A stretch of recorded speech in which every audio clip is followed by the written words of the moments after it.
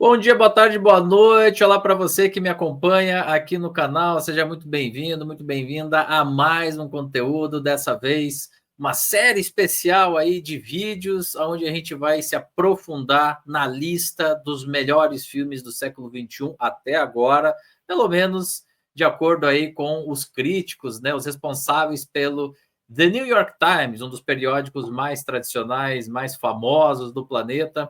Para quem não me conhece, está chegando agora, muito prazer, eu sou o Felipe Aureliuk, eu sou crítico, cineasta, realizador e, desde 2017, comando esse projeto que nasceu como Meu Tio Oscar, para a gente falar, obviamente, de cinema de uma forma geral, mas mais especificamente da temporada de prêmios e especializadamente na cerimônia do Oscar. E a gente resolveu fazer eu resolvi fazer essa série de vídeos pela repercussão que essa lista do The New York Times teve na época do seu lançamento há alguns meses atrás. Com isso, inclusive, a gente consegue avaliar um pouco alguns filmes que não necessariamente foram indicados ou venceram alguma estatueta do Oscar. A maioria até pelo menos foi indicada, mas tem um ou outro título ali que nessa lista aí não foi contemplado. Lembrando, a gente está fazendo aqui essa série de vídeos especiais com os 20 primeiros colocados da lista do The New York Times. Se você não quiser perder nada, nenhuma informação, nenhuma nova atualização do canal, se inscreva aqui no canal, dê o seu joinha, ative o sininho aí, né, das notificações e, claro, também, se puder, você também vai ser muito bem-vindo de se tornar um membro desse canal. Tem um botãozinho aí de torne-se membro. Vai ser uma alegria muito grande poder contar com o seu prestígio, o seu tempo e com a sua contribuição para a gente continuar produzindo conteúdo de qualidade. Quem perdeu os primeiros episódios pode voltar lá, a dinâmica é sempre essa mesma. Então, eu apresento o filme por ordem crescente, né, no caso, então do 20º colocado até o primeiro colocado. A gente já falou aí nos últimos 5 episódios nessa ordem, né? Então 20º, 19º, 18º, 17º e 16º. E hoje a gente vai comentar o 15º colocado da lista do The New York Times. E que filme é esse? Vamos dar uma olhadinha aqui, né? Dentro do que o The New York Times colocou aqui para gente. Estamos falando aqui de um filme que certamente marcou muita gente aqui no Brasil. Hoje falaremos de nada mais, nada menos que Cidade de Deus, filme brasileiro de 2002, mas que eu coloco ali como 2003, porque foi o ano em que ele se tornou elegível oficialmente para os prêmios da Academia. Eu faço isso sempre reforçando, porque como esse é um canal especializado em Oscar, então os anos dos filmes eu coloco aqui, eu organizo dessa maneira. O filme foi dirigido por Fernando Meirelles e é o 15º colocado aí dessa lista do The New York Times, o único filme brasileiro entre esses 20 primeiros. Vamos dar uma lembrada aqui, uma olhada aqui na ficha corrida dele.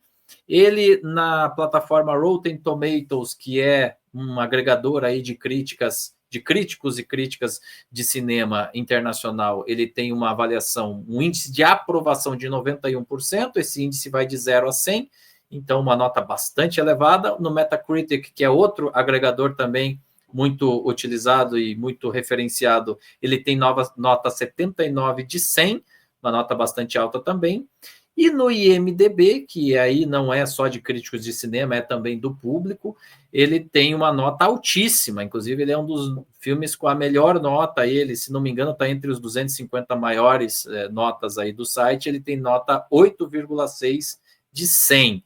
Então é um filme aí que tem um conceito muito alto aí, tanto na crítica quanto no público. E dados aí comerciais dele, ele teve um orçamento de 3,3 milhões de dólares, e teve uma bilheteria global de 30,6 milhões de dólares, então, ou seja, ele conseguiu aí uma arrecadação 10 vezes maior do que a sua própria bilheteria, sendo que desse valor todo aí de 30,6 milhões de dólares, um quarto quase disso, ou seja, 24,7%, ele conseguiu no mercado norte-americano, naquele ano de 2002/3, ele foi o 112º filme mais visto no mercado norte-americano. Eu trago aqui as informações do mercado dos Estados Unidos, que é o que tem os dados mais bem organizados aí ao longo da história e que baliza, claro, né, tudo em direção aos prêmios da Academia. Lá nos Estados Unidos, ele foi lançado no dia 17 de janeiro de 2003, por isso que ele se tornou elegível para o Oscar, né, nessa temporada 2003. A cerimônia aconteceu lá em 2004. Vamos falar um pouco mais sobre isso mais para frente. A comissão local aqui do Brasil mandou o filme Cidade de Deus para a Academia no ano anterior como representante da categoria Melhor Filme em Língua Estrangeira, na época ainda tinha esse nome, mas a comissão sequer indicou ele entre os 5 daquela temporada, mas é um assunto para a gente falar um pouquinho mais para frente. Enfim, feita essa ficha corrida, vamos agora, né? A gente está vindo aí de uma dobradinha com o Ang Lee, né? A gente conversei aí com o Doni Correia a respeito de O Segredo de Brokeback Mountain, também falei com o nosso querido Cláudio Formiga no programa passado sobre O Tigre e o Dragão, e agora da Ásia a gente vai voltar para a América Latina mais uma vez com ela, que deu sorte, ou azar, ou sei lá o que, mas o último filme que a gente comentou aqui com ela foi também um filme latino-americano, e Sua Mãe Também, do Alfonso Cuarón. Mas hoje vamos falar sobre Cidade de Deus com ninguém menos do que ela, que é jornalista, crítica de cinema e já conhecida aqui de vocês, que já participou várias vezes aqui dos nossos conteúdos, a Aline Guevara. Tudo bem, Aline? Bom dia, boa tarde, boa noite. Depende do horário que o pessoal está assistindo. Seu áudio. Áudio. Pronto, olá, agora sim. Bom dia, boa tarde, boa noite para você, Felipe, e para quem está nos assistindo. E para responder sua pergunta, é sorte. Se a gente está falando de cinema latino, é sorte. É uma alegria para mim poder falar sobre esse representante brasileiro na lista. É um filme que, como o Felipe pontuou, é um filme muito importante, né? Para o nosso cinema, tanto que muita gente, eu imagino, que alça ele para as posições assim de primeiro lugar, né? Melhor filme brasileiro de todos os tempos, ou filme favorito da pessoa brasileiro de todos os tempos, e a gente tem ele aqui na lista, nessa posição tão elevada. Foi uma alegria ver o nosso cinema representado na lista do New York Times, ainda que com um exemplar, mas né, não tinha dúvida que seria Cidade de Deus. Sem dúvidas, mas eu vou já começar então sendo, não vou dizer polêmico, porque não é um filme que todo mundo gosta, ou a imensa maioria das pessoas gosta, mas para mim realmente é um dos melhores filmes brasileiros de todos os tempos, não só do século XXI, e eu acho que é o tipo do trabalho que transcende fronteiras. Ele foi um filme super aclamado internacionalmente, mas a minha primeira pergunta para a gente começar a debater Cidade de Deus, né, depois de tanto tempo, depois de mais de 20 anos, Aline, assim, primeira coisa, quando foi a primeira vez que você assistiu esse filme? Acho que vamos começar por aí. Quando foi? Você lembra quando foi? Como foi? Não foi na época do lançamento, foram alguns anos depois, e foi, acho que no momento que eu estava começando mais forte a minha cinefilia, assim, né? Em 2002 eu acho que ainda era nova, relativamente, tinha 13 anos, então não pegou ali no meu radar.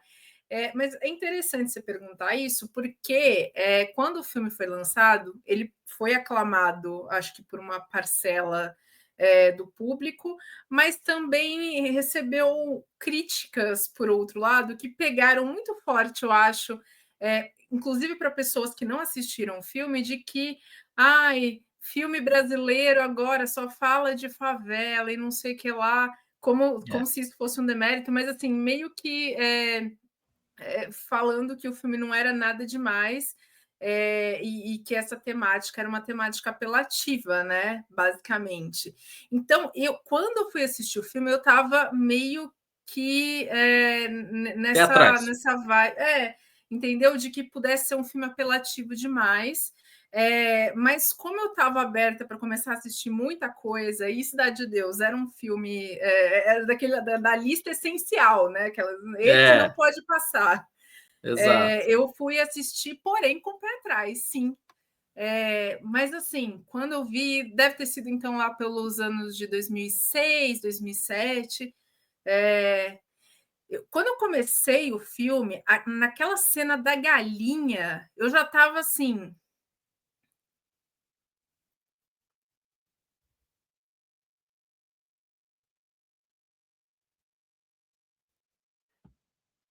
Olá.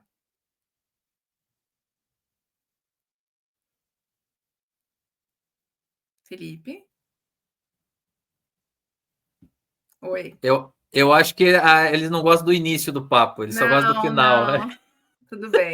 Mas eu vou voltar para essa parte quando eu comecei. Beleza, pode ir.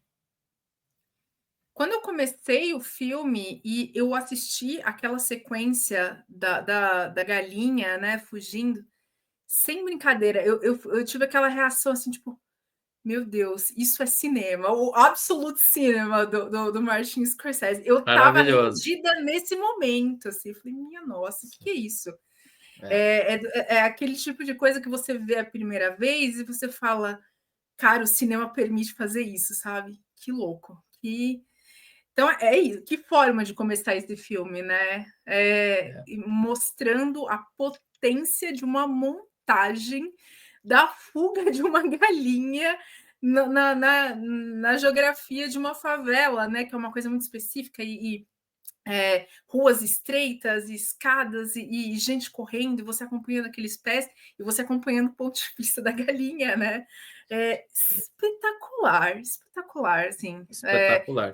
Então foi assim, meu início foi com o pé atrás, fui primeira cena, o filme veio com os dois pés no meu peito, assim.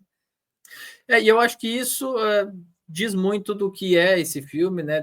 Do que foi, na época, o impacto dele. Acho que você falou muito bem, Aline. Não é o filme... Ele é incrível, ele é imprevisível, não só para gente que é brasileiro e que já assistia muito filme brasileiro e que conhece o cinema brasileiro. Eu acho que essa cena aí, ela é impressionante para qualquer pessoa em qualquer lugar do mundo. Pô, então, o que o cara tá me mostrando? Cara, o que é isso aí? Por que essa galinha tá fazendo aí? E claro que a gente, por ser brasileiro, eu acho que depois muitas coisas passam a ter mais força pelo fato da gente ser brasileiro e conhecer a nossa realidade social. Mas independente disso, a didática cinematográfica, a narrativa cinematográfica proposta aqui pelo Fernando Meirelles é uma coisa única, pouquíssimas vezes vista, não só aqui como lá fora, e é hipnótica. No fundo, é uma coisa muito hipnótica e que você fica ali grudado de ponta a ponta e sai outra pessoa desse filme. Eu, pelo menos, me sinto assim, e me senti assim. Eu lembro que na época foi muito impactante para mim. Como eu disse, eu estava começando a ver filmes de uma forma um pouco mais ampla, né, mais diversa, mas é isso, eu também tive aquela sensação naquele momento que eu tinha visto algo que eu nunca tinha visto em nenhum outro momento, mas ao mesmo tempo, hoje, com uma bagagem muito maior, eu não consigo comparar muita coisa com Cidade de Deus também, né? Então, para a gente ver assim, o quão único realmente foi aquele projeto, tendo visto, inclusive, outros filmes do Fernando Meirelles, que é um diretor muito, muito, muito competente. Então, assim, acho que foi um marco por merecimento mesmo, né? Talvez você fale aqui sobre como a gente teve nomes nos Estados Unidos que impactaram, né, a divulgação desse filme lá fora e a repercussão no Oscar, mas o impacto de Cidade de Deus se deve à obra em si, né, à qualidade dele. Sim, nem eu vou falar digamos assim, da campanha dele, de onde ele chegou mais para o final, né? Eu costumo fazer no final dos episódios, mas é bom que se diga que o filme em si é boa parte, ou grande parte, ou a maior parte dos méritos vem dele, e eu vou explicar isso um pouquinho mais para frente. Mas vamos voltar, Aline, para o filme em si. você tem, então, uma cinematografia diferente, você tem ali uma questão visual que é muito única e que é poucas vezes comparável. Eu acho que isso ajuda a explicar o porquê que a gente está falando dele, não só a gente, como a The New York Times colocou ele aí nessa lista de maiores do século XXI até o momento. Mas, se a gente pegar a própria história, né, a própria trajetória desse nosso protagonista, que é um fotógrafo, também é uma jornada impressionante, também é uma jornada incrível, com a qual você se conecta e você não larga o osso até o final, até porque você não sabe exatamente, putz, mas o que é isso aí? Onde é que isso vai dar, né? Quais são as relações que o rapaz tem? Você concorda comigo que, assim, a história proposta também é muito impactante e muito hipnótica? Eu acho que é isso. A história por si, ela tem uma força de apelo mesmo com você muito grande, porque é uma história muito tensa, né? Você fica naquele suspense desde o início. O Felipe falou que a gente não sabe, a gente começa perdido o filme. E é como se a gente fosse montando um quebra-cabeça, né? Na verdade, o Buscapé vai montando esse quebra-cabeça aí para a gente entender a dinâmica complexa daquele lugar onde ele vive, que não é uma coisa determinada por aquele momento histórico, vem de um outro momento, de outras pessoas que vieram antes, e aí a gente vai montando de uma forma muito interessante o filme, numa ordem não cronológica, toda essa história. Então, existe um apelo pela narrativa em si, mas pontuando mais uma vez aqui, a maneira como a direção, o roteiro e a montagem desse filme contam essa narrativa, que eu acho que ela tira o melhor da história, basicamente, e deixa a gente completamente imerso nessa que, no fim das contas, é um drama, é uma história de ação também, mas eu acho que ele mantém a gente nesse suspense crescente do que aconteceu com aquelas pessoas, como que a gente chegou no ponto que chegou, como que a gente chegou no busca-pé entre a polícia de um lado e os traficantes do outro, naquela sequência realmente incrível. Você fica assim, como que ele se meteu nessa situação? Então, o filme vai construindo, e eu gosto muito que ele vai colocando ali, não, esse personagem aqui que acabou de entrar agora, guarda o nome dele, que ele vai ser importante depois. Eu amo esse tipo de inserção assim do narrador, porque é isso, né? O Buscapé, o nosso olhar aí nessa história, mas ele vai pincelando conforme aquilo é relevante no momento ou não, mas ele sempre vai colocando essa pulga atrás da orelha em você, né? Ó, isso aqui não é importante agora, mas vai ser no futuro, então guarda essa informação. Ele vai criando suspense. Ele ajuda muito você, interessante. ele ajuda você a assistir, né? Olha só, presta atenção nisso aqui, né? Para poder a gente recuperar mais para frente. Não, perfeito. E tem uma outra coisa aqui que, assim, como a gente vê a história do Buscapé ao longo de um espaço de tempo considerável, né? Na verdade, o filme, né? Ele ajuda a gente a entender como que a Cidade de Deus, que é um bairro, né? Uma grande favela da cidade do Rio de Janeiro, como ela se formou, né? Como ela chegou a ficar no ponto onde ela estava em 2002, quando o filme foi lançado, e continua muito semelhante até hoje. Existe também um espelhamento daquela trajetória para a sociedade que está em volta dela, que é uma sociedade latino-americana, e aqui eu não estou falando como brasileiro, estou falando como um espectador qualquer. Pô, existe ali um núcleo social específico de uma realidade cheia de desigualdades de um país sul-americano, aonde esse nosso protagonista vive, convive e precisa enfrentar todo tipo de problemas e situações que são absolutamente impensáveis por quem não faz parte daquela, né, momento ali, daquele grupo social. Então, não é uma coisa normal no sentido de que, assim, é um protagonista que vai ter esse arco aqui e lá no final vai acontecer isso. Você não sabe o que vai acontecer. Nem a gente que é brasileiro, nem a gente que é brasileiro e que já conhece minimamente o que é uma favela, não sabe o que vai acontecer. Imagina um gringo assistindo esse negócio lá nos Estados Unidos, ou na Europa, ou em qualquer outro lugar, no Japão, na Ásia. É uma coisa assim, é um filme... A gente falou muito de hipnótico, né? A gente usou a palavra hipnótico, acho que no último episódio que a gente fez junto, né, Aline, com e sua mãe também.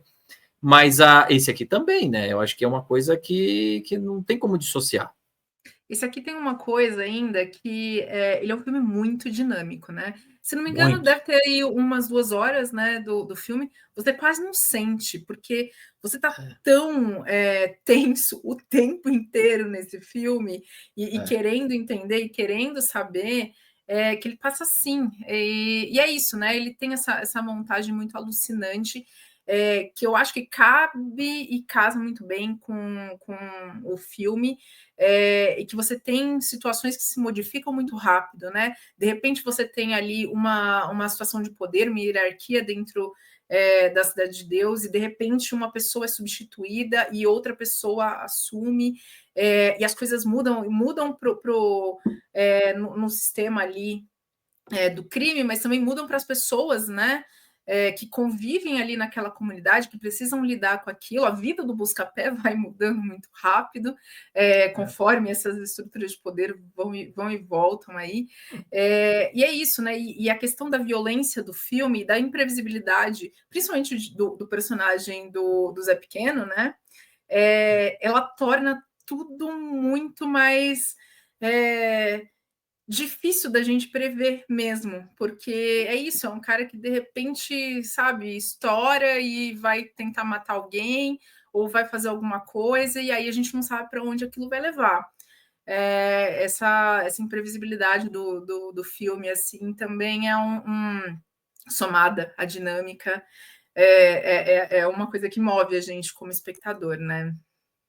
Tem também uma questão que eu acho muito boa nesse filme, que é a atuação de todo o elenco, que é uma coisa meio crua, né? Meio assim, às vezes dá a impressão que nem é ficção, que você estava ali gravando o dia a dia, né? Não que eu seja, nunca morei lá, não sei como é que é exatamente, mas assim, existe um naturalismo tão grande nas gírias, na forma de se falar, na espontaneidade ali das atuações, que eu acho incrível aqui. Então, se não me engano, a maior parte das pessoas que atuam no filme não são atores profissionais, né? Pelo menos não eram no momento que o filme é filmado. Pode ser que depois tenham ido para a área de atuação. E isso, inclusive, é mérito de uma pessoa que a gente não costuma falar no filme, mas que ultimamente a gente tem trazido mais à tona, que é a Kátia Lund, né? A gente lembra muito do Fernando Meirelles como diretor, mas ele não é o único diretor do filme, ele co-dirige junto com a Kátia Lund, que fez muito esse trabalho de direção de atores, né? E que é fundamental, como você falou, a questão da atuação desse núcleo imenso de personagens do filme é muito fundamental para o filme funcionar. E a Kátia, ela tinha esse contato com eles, porque, se não me engano, ela já fazia trabalhos ali na favela, não sei se especificamente na Cidade de Deus, mas ela tinha esse contato próximo assim com essas pessoas, e por isso que ela conseguiu, inclusive, desenvolver eles como atores para o filme. Então, muito, muito interessante mesmo, como não deve ser um trabalho nada fácil, assim, você tirar uma atuação tão potente, ao mesmo tempo tão natural, de pessoas que não atuam, né? Exatamente, que não é a profissão delas, né?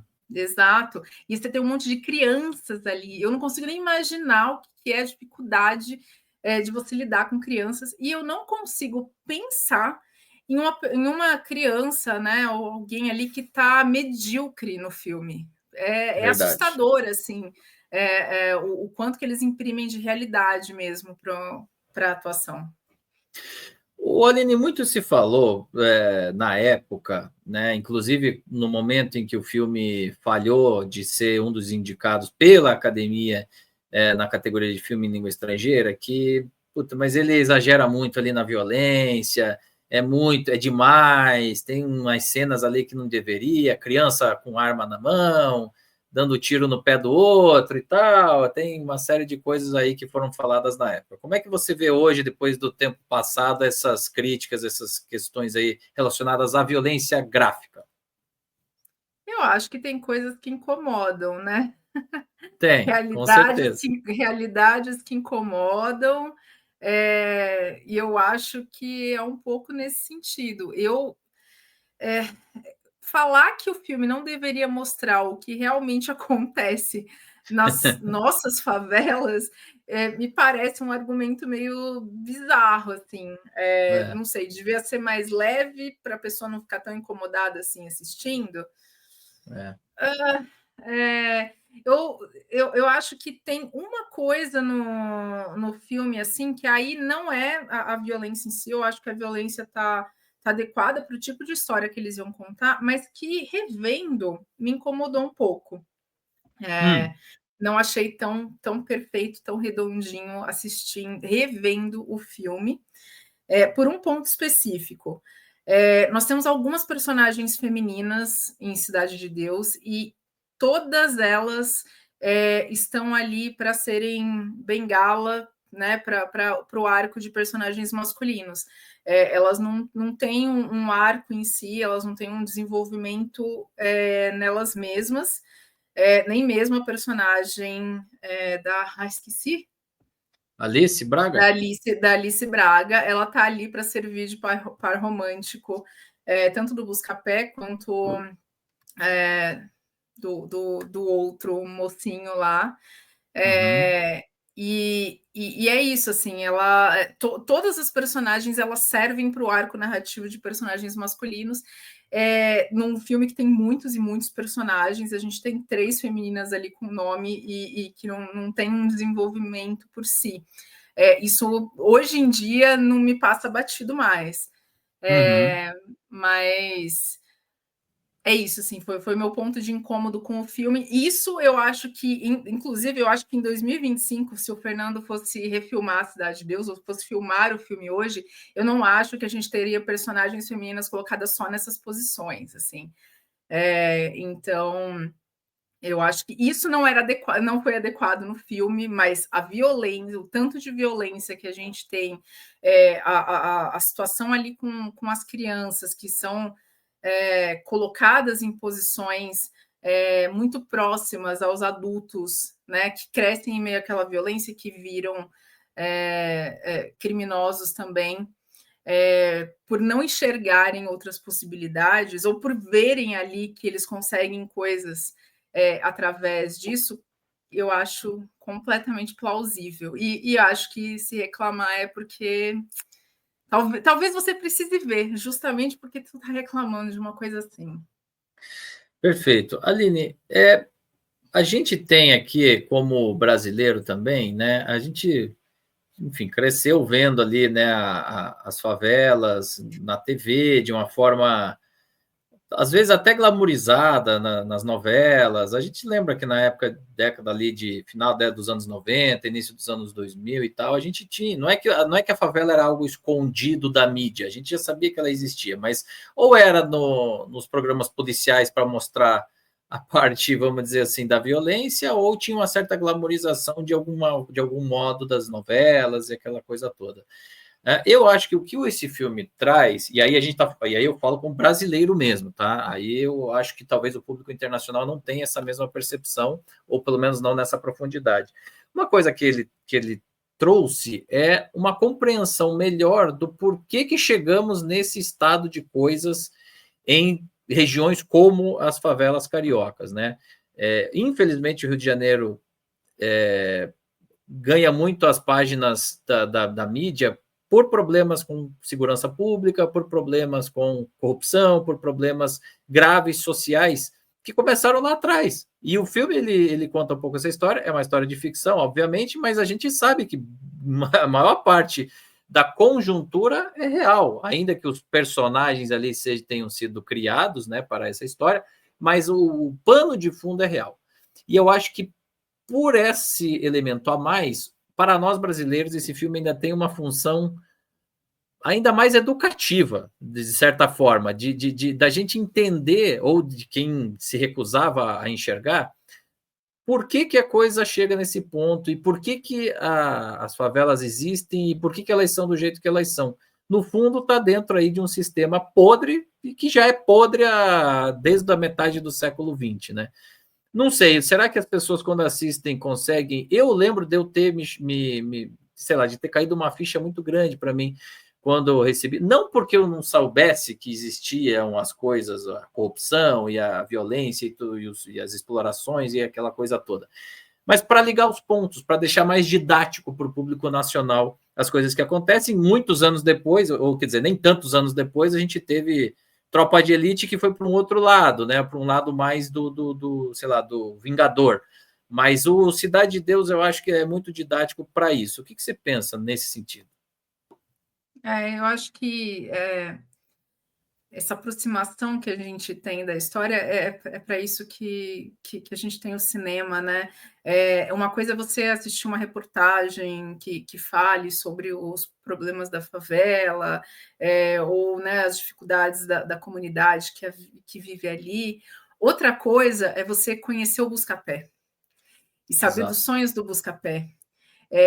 E entender, né, que ele tá ali vivenciando uma situação da qual ele não consegue sair, porque né, aquilo ali é o lugar onde ele vive, e ele já tem relacionamentos ali que já determinam algumas coisas que ele pode ou não pode fazer, ou então conhecer aqueles três criminosos ali no começo do filme, que ao mesmo tempo que a gente sabe que eles são criminosos, você vê eles com uma certa empatia maior. Eles são três jovens bestas ali, às vezes tipo, roubando caminhão de gás, entendeu? Para liberar os botijão de gás para a galera que não tem condição de pagar. A gente vai se aproximando da realidade, como você falou, é uma ficção, mas uma ficção que nos aproxima de uma realidade do que é um mundo dentro daquela comunidade. Eu acho que assim, existe um personagem aqui que personifica, de fato, essa realidade mais cruel, criminosa dentro da favela, mas, no geral, a gente meio que consegue se identificar com vários personagens, ou pelo menos criar empatia com vários personagens que, inclusive, estão ali no meio de ações criminosas, são lideranças do crime. O Bené, agora eu lembrei o nome dele, o Bené, né? Que personagem interessante, extremamente carismático, um dos líderes da favela e que conquista todo mundo, né? A gente tem essas várias faces, porque é isso, né? As pessoas são diversas. O mesmo cara, gente boa, que está conversando com você, pode estar lá traficando e está juntando todo mundo, porque todo mundo gosta do cara. É isso, né? É esse tipo de aproximação que o cinema faz com que a gente se importe, às vezes, entenda situações que não fazem parte do nosso dia a dia, né?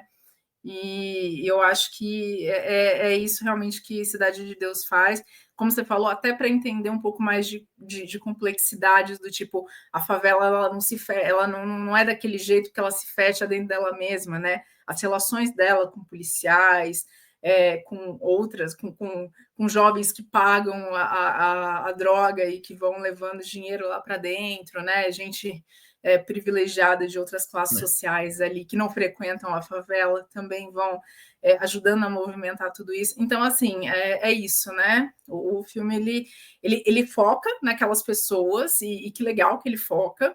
E ele mostra que elas não estão numa bolha ali que a favela é ruim porque, né, pessoas são más.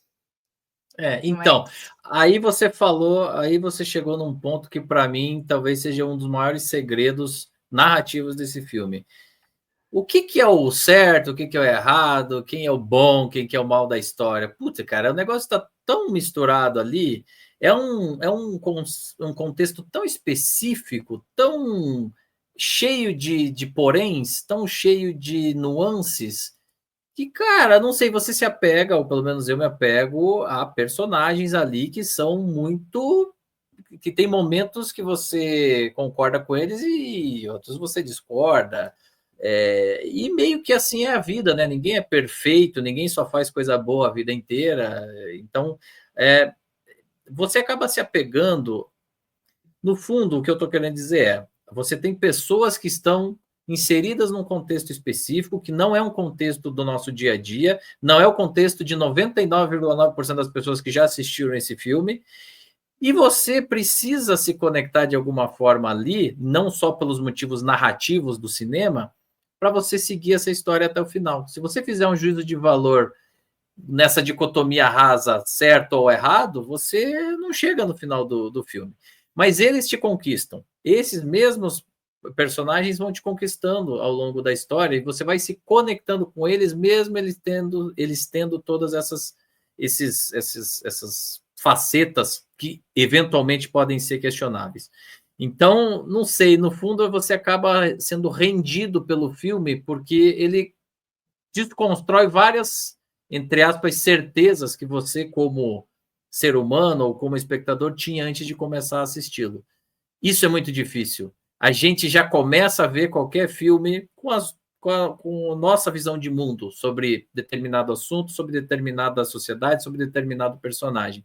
Você conseguir fazer isso de uma forma assim tão ampla, acho muito difícil. E talvez isso que torne ele assim narrativamente tão, sei lá, instigante, que você, no fundo, quando você termina de assistir, você está chocado. Puta merda, o que que... desculpa, não podia falar isso, mas o que que eu acabei de assistir nesse negócio, gente? É um negócio muito além, muito... É o que você falou, é difícil a gente fazer um paralelo. Que outro filme é tipo Cidade de Deus? Não sei. E a gente já tem 20 anos depois, né? De filmes no currículo assistidos, Aline. E aí? É difícil, cara. É um filme muito único, sim, né? E é um filme que, como você falou, ele abraça essa complexidade dos seus personagens. Tudo bem, a gente tem o Buscapé, que é o nosso herói. Eu estava pensando que o Buscapé é quase o nosso Homem-Aranha, né? Eu estou pensando, acho que talvez por causa da câmera, né? Fotógrafo, exatamente. Mas é aquele cara que está sempre ferrado, né? Você não sabe para onde vai, está sempre ferrado. E tenta sair de uma situação, ele está sempre ferrado. E nesse ponto eu acho que gera um pouco identificação com muita gente da sociedade, assim, que a gente às vezes não consegue sair de situações, quer ascender socialmente, não consegue, está ferrado no trabalho, não tem oportunidade. Quer mostrar, né, que você é bom, mas é claro, né, como você falou, é um recorte muito específico de uma sociedade que está inserida dentro de um contexto social, econômico, muito delicado, né? Por que o Buscapé não tem tantas oportunidades? Por que as pessoas não olham tanto para o Buscapé? O contexto social dele influencia totalmente nisso. Mas para além do Buscapé, é isso. A gente tem personagens muito difíceis de definir moralmente, né? Ao mesmo tempo que eles estão lá agindo violentamente, é isso, eles estão lá roubando né? Como é que é? Eles estão distribuindo ali entre a comunidade, às vezes, coisas que eles estão roubando, eles estão mantendo a paz na região onde eles atuam, né? Aqui onde eu atuo, não vai ter briga, não vai ter roubo, não, essa molecada aqui. Quer dizer, mesmo o Zé Pequeno, né? Que é assim, quase que essa personificação da crueldade no filme, ele faz isso também, né? Porque é um modo de atuação dentro da favela para você manter o seu poder ali na comunidade, mas é isso, você gera esse tipo de vínculo, as pessoas entendem que elas têm uma segurança em torno dessas pessoas. E aí essas pessoas vão sendo colocadas em caixinhas difíceis não, na verdade, não são colocadas em caixinhas, né? A gente não consegue defini-las. O personagem do Bené eu acho maravilhoso, assim. Porque é isso, ele é absurdamente carismático, o ator é absurdamente carismático, você quer ser amigo do cara, você tipo, mano, ele consegue, a cena em que o Buscapé vai contando como ele conseguiu juntar absolutamente todas as pessoas na festa de despedida, incrível, assim, o cara trouxe os funkeiros, o pessoal da igreja, entendeu? Nossa, para a gente entender assim o quanto que essas pessoas não podem ser definidas por uma única coisa. E é isso, é interessante o filme poder abraçar isso, né? Tem tantas obras que têm medo de fazer isso, que tornam os seus personagens muito mais planos, né? Na busca de tentar gerar identificação com o público, ou na busca de tentar gerar com o público essa coisa de você torcer pelo personagem porque ele é moralmente correto ou algo assim. E eles não tentam fazer isso em Cidade de Deus. Qual é a cena? Qual é uma das cenas que você mais gosta? Assim, o que é mais marcante para você? Eu acho que tem várias ali, né, que marcam. A própria da galinha ali no início marca bastante, mas ou aquele movimento de câmera, né, onde você tem o Buscapé olhando, né, e aquela fileira se formando lá atrás dele, é muito marcante. Mas a citação lá do Zé Pequeno, eu acho que é imortal, né? Dadinho é o C3 pontinhos, agora meu nome é Zé Pequeno. Acho que essa é uma cena que ficou imortalizada para a história do cinema. Sim, sim. Eu gosto muito também da cena em que a gente, né, pensando em uma cena extremamente violenta, que é a cena que a gente descobre que o Dadinho, na época, que ele ainda se chamava Dadinho, criança, que tinha assassinado aquelas pessoas no motel que os outros tinham ido roubar, né? O filme guarda isso, ele vai construindo isso de uma forma... de repente a gente vê elas mortas, mas e aí quem que matou, né? E é um choque quando você descobre né, a intensidade da violência dessa criança, porque ele ainda era um menino naquele momento. E eu acho que aí é o começo da construção desse personagem, que a partir desse momento você sabe, cara, esse é o cara com quem eu tenho que temer mesmo. Porque se é assim nesse momento, daqui para frente, só para trás, meu. Não, e que, ironicamente ou não, a única pessoa que diz não para ele é a moça lá. Quando ele vai para a festa, ele quer dançar com ela e ela nega, né? É um dos poucos momentos onde ele é contrariado depois que ele cresce, né? Então é uma coisa muito específica. Gente, eu vou pedir licença para a Aline para a gente lembrar como é que foi a trajetória dele nos prêmios da Academia. Então, vou botar o slidezinho aqui para a gente lembrar. Bom, Oscar 2003, que na verdade a cerimônia foi ali em 2004, né? Como eu falei, o filme ele estreou em janeiro de 2003, portanto ele se tornou elegível nessa temporada aí. E aí no ano seguinte, né? Nesse ano do Oscar, ele acabou sendo indicado em 4 categorias, que foi um feito até então inédito, né? E em 4 categorias muito importantes aí. Então a gente teve a indicação para o Fernando Meirelles na categoria de melhor direção, né? Na época ele perdeu essa estatueta para o Peter Jackson do Senhor dos Anéis, O Retorno do Rei, que era, na verdade, o filme que arrebatou, que ganhou tudo naquela noite, né? Ganhou 11 estatuetas. A gente tinha também a indicação do Braulio Mantovani na categoria Melhor Roteiro Adaptado. E nesse caso aí também perdeu aí justamente para O Senhor dos Anéis, O Retorno do Rei, né? Para Fran Walsh, a Philippa Boyens e o Peter Jackson. A gente também tinha uma indicação na categoria de melhor montagem, mais especificamente aí para o Daniel Rezende, que mais uma vez aí, mais uma vez ele perdeu para O Senhor dos Anéis, O Retorno do Rei, e finalmente, melhor fotografia, César Charlone. Esse foi o único que o Brasil não perdeu para O Senhor dos Anéis, porque O Senhor dos Anéis não estava indicado nessa categoria. Quem ganhou nessa categoria foi Mestre dos Mares, O Lado Mais Distante do Mundo. Eu lembro, Aline, que a gente fez o debate desse ano, né? A gente gravou, inclusive aí em Campinas, né? Cidade onde você mora, e a gente comentou um pouquinho. Era muito difícil para a Cidade de Deus ganhar qualquer categoria que fosse, porque O Senhor dos Anéis vinha já de outros 2 filmes, é uma produção gigantesca e absurdamente excepcional. Mas melhor fotografia poderia ter ido, em vez de Mestre dos Mares, né? Podia. Não, Com certeza podia. E olha, eu estou aqui falando, sendo uma pessoa que O Senhor dos Anéis é o meu filme favorito da vida, assim, eu considero a Sim, trilogia.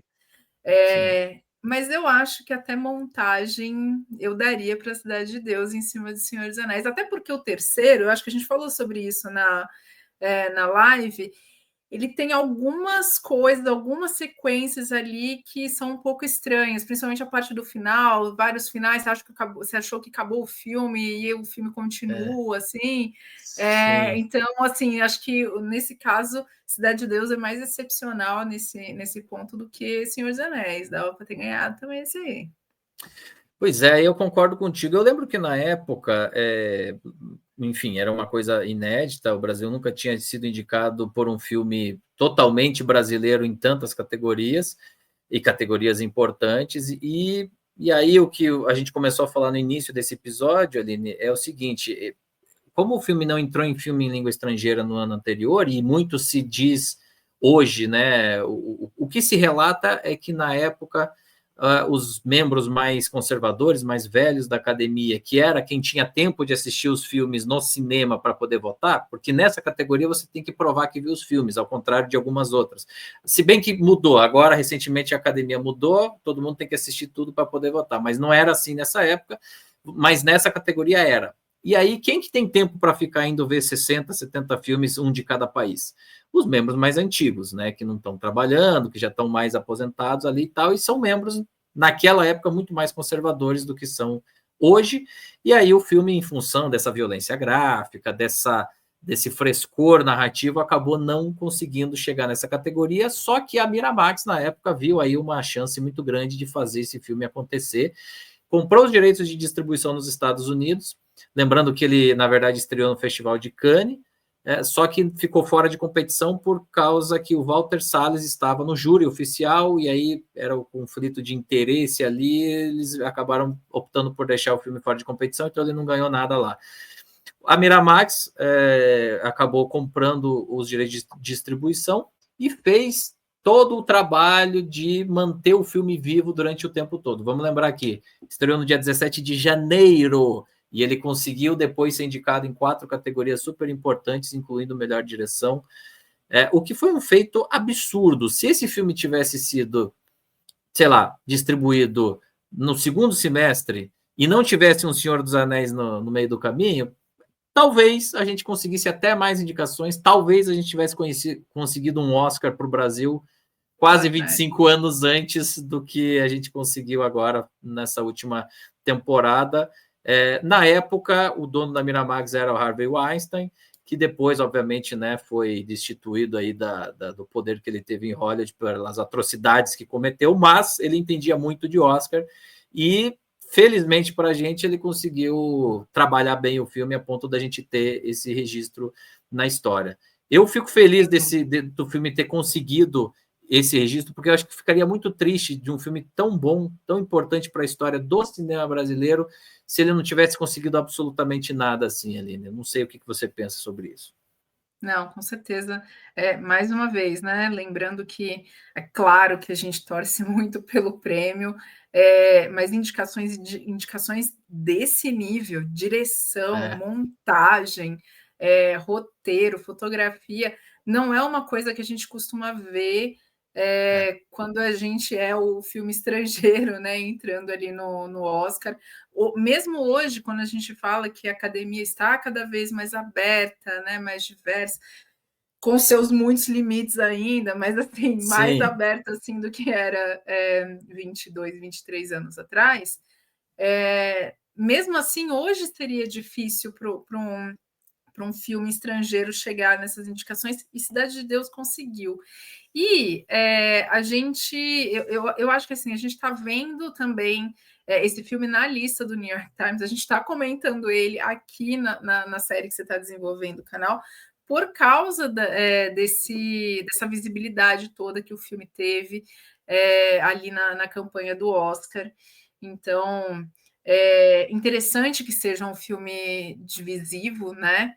Quantos maravilhosos. Imagina se a gente fosse empurrar para o tapete todos os filmes divisivos que a gente tem, o quanto de obras-primas que a gente ia perder, né? Mas que interessante que seja um filme tão divisivo assim, a provocar todo esse barulho. E né, sedimentando ali um caminho que a gente ia meio que fechar o ciclo esse ano com Ainda Estou Aqui, tendo o nosso primeiro Oscar em mãos, mas com certeza a Cidade de Deus assim, é um excelente exemplar do nosso grande cinema brasileiro, que não faz só filme falando sobre realidade de favela, mas quando faz uma coisa nesse nível de Cidade de Deus, faz um trabalho absurdo, assim.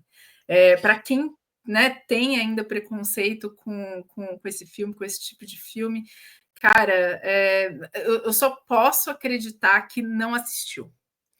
Porque não é possível você assistir esse filme, como você falou, não sair transformado dele. Eu acho que você falou muito bem. Inclusive, eu falei no início aqui do programa que ele é um dos 250 maiores do IMDb. Hoje, no dia que a gente está gravando, no início de setembro, ele é o 26º maior filme do IMDb. E eu acho que, na verdade, para mim, é o melhor filme de toda a carreira do Fernando Meirelles, né? Ele fez Dois Papas, fez Ensaio sobre a Cegueira, Jardineiro Fiel é bem também, legal. Né? Mas não é. Mas nenhum deles eu acho que chega nem perto, né, Aline? Para mim, pelo menos, não chega nem perto. Eu acho que esse filme, Cidade de Deus, vou até falar uma coisa polêmica. Para mim, Cidade de Deus é melhor do que Ainda Estou Aqui, é melhor do que praticamente todos, assim. E olha que eu gosto muito de Ainda Estou Aqui, foi indicado ao Oscar, a gente falou, vibrou muito, ficou muito feliz. Mas Cidade de Deus é o tipo do filme que é imortal, não que Ainda Estou Aqui não seja, mas é isso, o Cidade de Deus não precisou ganhar Oscar nenhum para a gente estar falando, para estar na lista do New York Times. Ainda Estou Aqui, obviamente, ele, por ter sido o primeiro filme brasileiro, a gente vai falar sobre ele eternamente. O que você acha nessa disputa aí? Claro que eu não estou aqui querendo dizer provocar uma saia justa, porque os dois são maravilhosos, mas o que você acha? Sim. Eles são tão diferentes, né? Tão difícil. Porque Difícil. eles são muito opostos mesmo, né? Um é um filme muito mais introspectivo, e outro é só esse tiro, porrada e bomba. Não vou votar Tomar nessa, partido. não vou tomar partido, porque eu acho que, por um lado, o Ainda Estou Aqui, e eu entendo por que você escolhe Cidade de Deus, assim, eu acho que o Ainda Estou Aqui ele tem uma narrativa muito mais convencional, a gente está falando justamente de um cinema muito mais disruptivo, que é o Cidade de Deus, então tem esse apelo nessa coisa tipo, muito, muito diferente, mas eu acho que Ainda Estou Aqui vai para níveis emocionais que Cidade de Deus não conseguiu me levar. Então, assim, é isso. Cinemas muito diferentes e que bom que a gente tem esses dois filmes tendo espaço, né, para as pessoas olharem e falarem, caraca, que bom que Ainda Estou Aqui ganhou em cima de Cidade de Deus, para as pessoas olharem e falar, nossa, que filmes tão diferentes e tão maravilhosos que, né, podem ser produzidos aí pelo Brasil. Então é isso. Não vou escolher porque eu cruel, gosto né? muito dos dois. Não, realmente é cruel. E uma última coisa que eu queria ressaltar, que eu acho que não dá para deixar de ressaltar, é a intensa qualidade técnica, mesmo se a gente for falar de coisas do tipo som. Eu lembro que lá nessa época, final dos anos 90, início dos anos 2000, muita gente falava, mas filme brasileiro é ruim, não dá para entender nada, o áudio é ruim, é baixo, é abafado, é não sei o quê. Eu acho que o primeiro filme que calou a boca de todo mundo nesse sentido, o primeiro filme assim que aconteceu de uma forma assim maior foi Cidade de Deus. Você tem uma excelência técnica absurda, muito, muito alta. Você tem ali a fotografia, a gente já falou, não é à toa que foi indicado, né, ao Oscar de melhor fotografia, mas fora isso, você tem o tratamento de cor para recriar os períodos, né, de época. Você tem uma cenografia, um desenho de produção perfeito. Imagina você, porra, buscar veraneio e campo de futebol da década de 80 lá no Rio de Janeiro e todo aquele cenário e o som tudo cristalino e, cara, a montagem. Então, assim, é um filme realmente muito redondo, muito perfeito, com uma história que te prende, imprevisível, você não sabe onde vai chegar, com um elenco que, na verdade, não é profissional, o que dá mais trabalho, inclusive, para ser feito. E vou agora fazer uma observação que eu acho que é importante, Aline, você fez a observação sobre a Kátia, né? Que co-dirigiu o filme. Ela não foi indicada ao Oscar, por quê? Porque para você ser indicado ao Oscar, você precisa passar pelo escrutínio do Sindicato dos Produtores, dos diretores lá dos Estados Unidos na época, pelas regras deles, pelos critérios que consideram uma direção válida ou não, ela acabou não sendo referendada, e isso acontece todos os anos, não só com os diretores, como com os produtores. Então, são regras criadas para evitar que tenha muitos indicados que não, entre aspas, mereceriam. Só que é bom deixar claro, né? Quem faz toda essa inscrição, quem fez na época foi a Miramax. Não sei se o nosso querido Einstein lá fez muita força para inscrever ambos, né? Então, isso que explica a ausência dela dessa lista de indicados, uma lista que tinha, além do Peter Jackson, que ganhou, Clint Eastwood, por exemplo. Então, assim, é uma lista de respeito, tá? Com certeza. Sofia Coppola estava indicada, enfim. Com Encontros e Desencontros, filme lindíssimo da Sofia Coppola. Mas eu fico triste porque, assim, hoje a gente retoma isso, né? Mas eu tenho a impressão que, porque o filme ganhou muita projeção, e o Fernando ganhou muita projeção, que isso ajudou no apagamento da Kátia do processo, né? Concordo. Então a gente vinculou muito a ideia do filme ao Fernando Meirelles e não existia mais ninguém além do Fernando Meirelles. Inclusive, uma pessoa que a gente não costuma valorizar, né, na produção, mas que também ganhou renome, acho que por conta da indicação ao Oscar, foi o Daniel Rezende. A gente não fala muito dos montadores. E o Daniel ganhou uma certa projeção por conta disso. Então, eu acho meio triste, né? Uma pessoa que teve essa participação tão importante no filme ter, de certa forma, sido apagada por conta de luzes que recaíram só sobre algumas pessoas. Mas foi bom entender. A última coisa que eu queria considerar, antes da gente partir para os finalmente, é que, assim, e aí é uma crítica, acho que talvez ao cinema brasileiro. A gente está falando aqui de Cidade de Deus, a gente falou muito no início desse ano de Ainda Estou Aqui, a gente lembra lá da década de 90 de Central do Brasil, de alguns outros grandes filmes, e no meio do caminho desses filmes que conseguiram uma certa glória internacional nesses festivais, a gente teve ali centenas de obras de realizadores dos mais diferentes lugares do país ganhando projeção nos festivais internacionais, mas parece que ainda tem alguma coisa, mesmo com os nossos avanços ao longo desse século, ainda está precisando a gente ter uma política mais sólida para os nossos artistas, para o nosso cinema brasileiro. E aí eu não falo só internacionalmente, porque o internacional ele vai vir, e se não vir também, consequência de como as coisas estão colocadas, mas dentro aqui mesmo.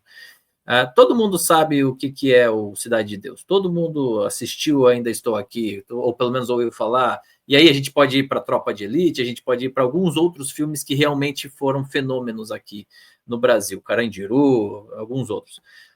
Mas tem tanto filme bom, tem tanto filme que não chegou nesse patamar, e coincidência ou não, não são filmes aí de cineastas já consolidados, cineastas que têm uma condição, um acesso a recursos maior.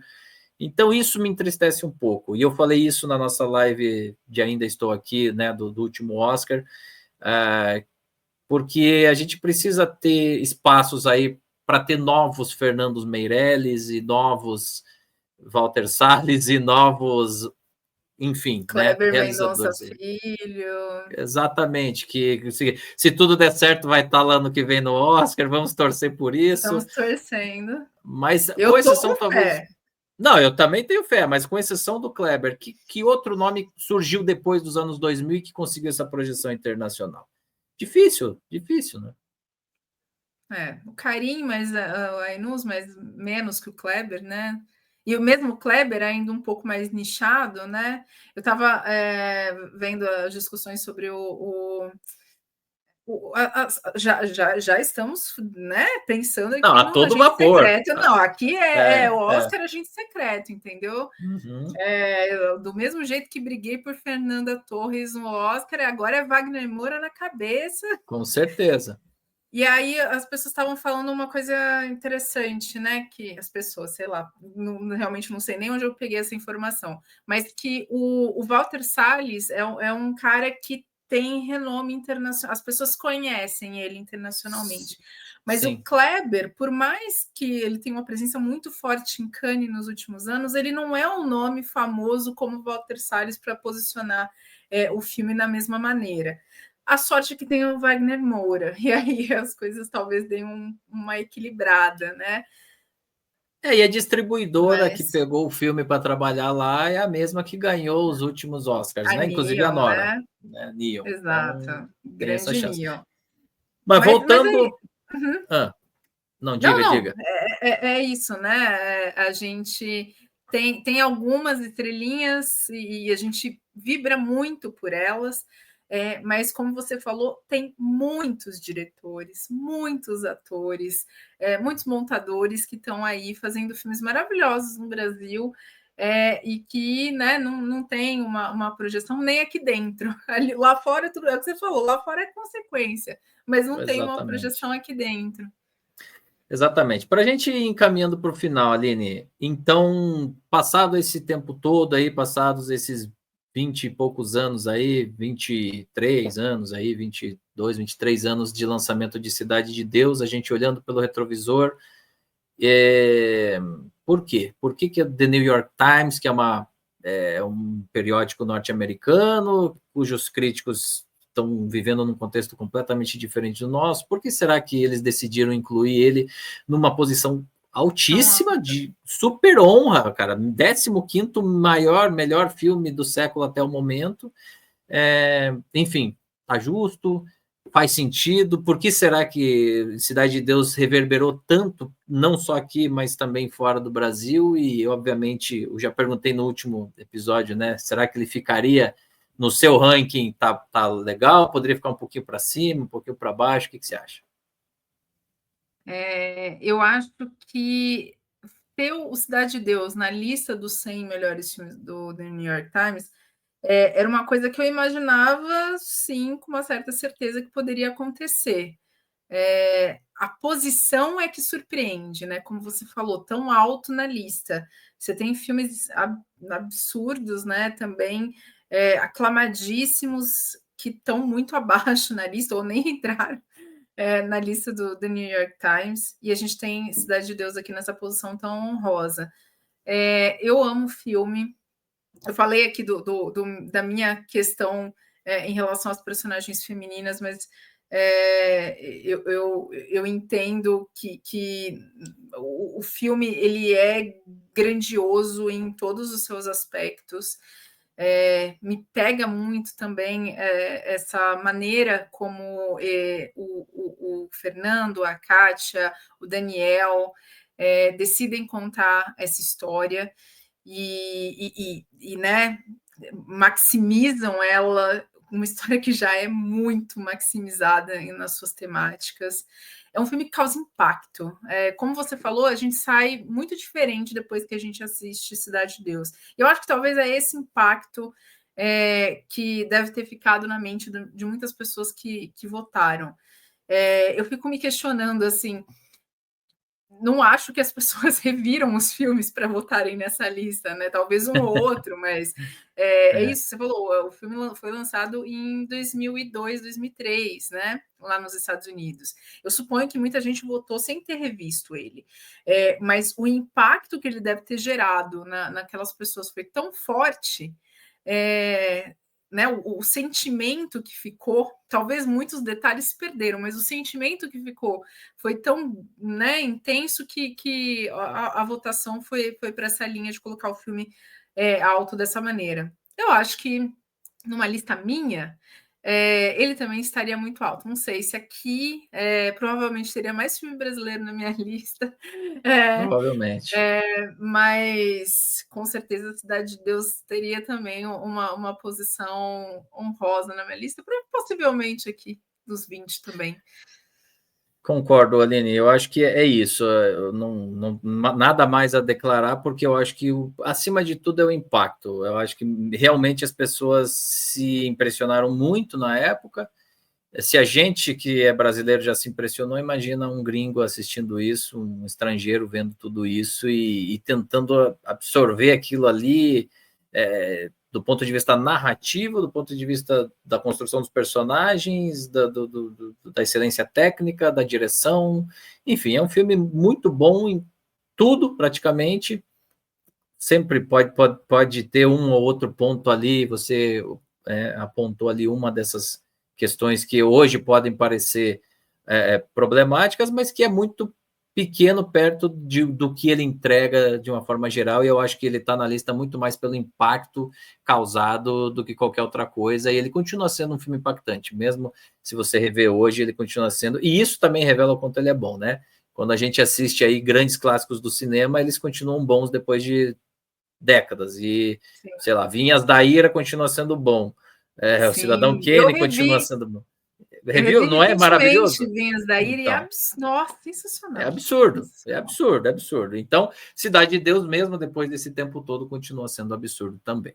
Mas, gente, para você que está acompanhando essa série, esse é o 6º episódio, a gente está falando aqui de Cidade de Deus, e quem me acompanhou hoje foi a Aline Guevara, que vai agora falar um pouquinho dela. Vou abrir o espaço aqui também para ela falar sobre o trabalho dela. Ela já é um trabalho que vem de alguns anos aí também, e para quem acompanha nosso canal já sabe que ela está aqui volta e meia. Mas para quem não conhece, eventualmente está chegando aqui agora, Aline, o espaço é seu aí para convidar as pessoas para te conhecerem melhor também.